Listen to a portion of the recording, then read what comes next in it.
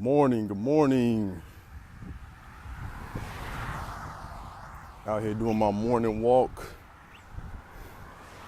One of the best things about being a teacher, man, besides, of course, being able to inspire the youth on a daily basis. Get these summers off. Get to wake up when you feel like it. Or you can wake up bright and early, like you're going to work, and get up and do your own thing. So these morning walks, man, are peaceful. But I ain't gonna be too long. I want to get straight to the point. The whole point of this live broadcast right now, there's a Joliet City Council meeting tonight at 6:30.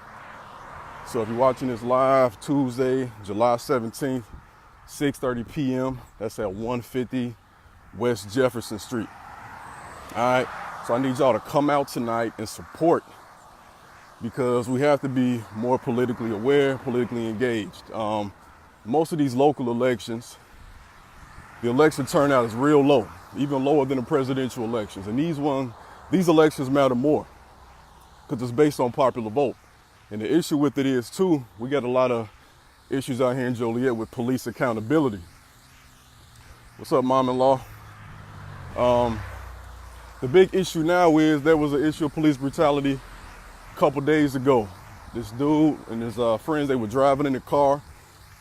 They were pulling into, I think, a driveway at their cousin's house.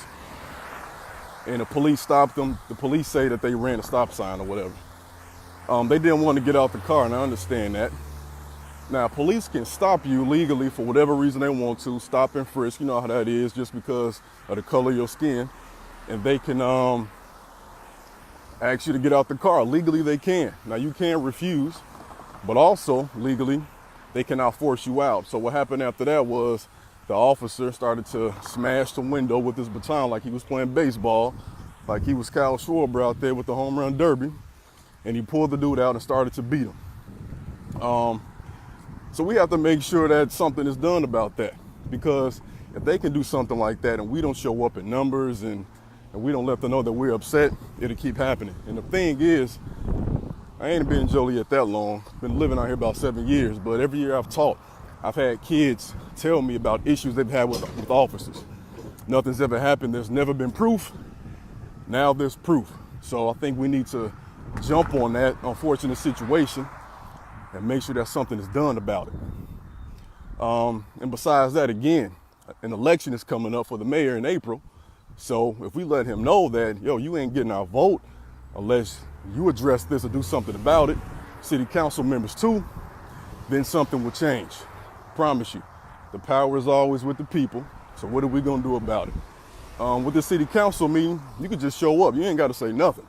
Just be there. Because when I went last year, I promise you, like, look, I was one of like 2 citizens there, and there were some journalists, and that was about it.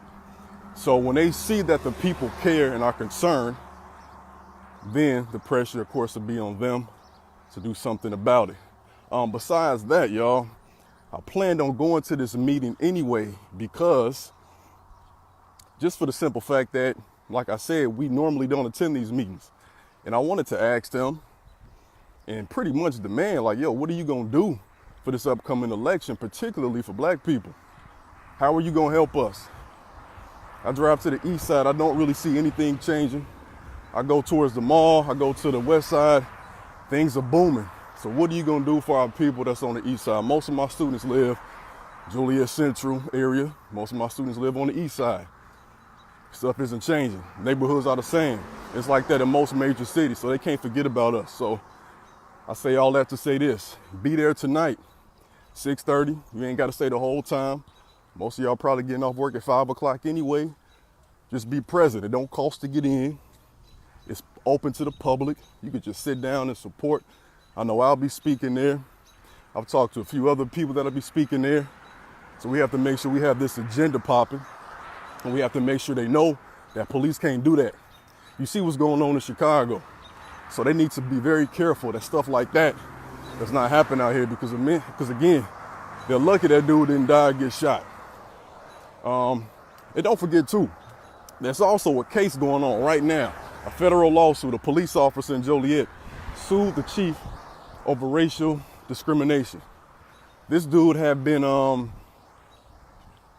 bringing issues of racism to the police force, to the chief, talking about racist practices and bullying, and he got reprimanded.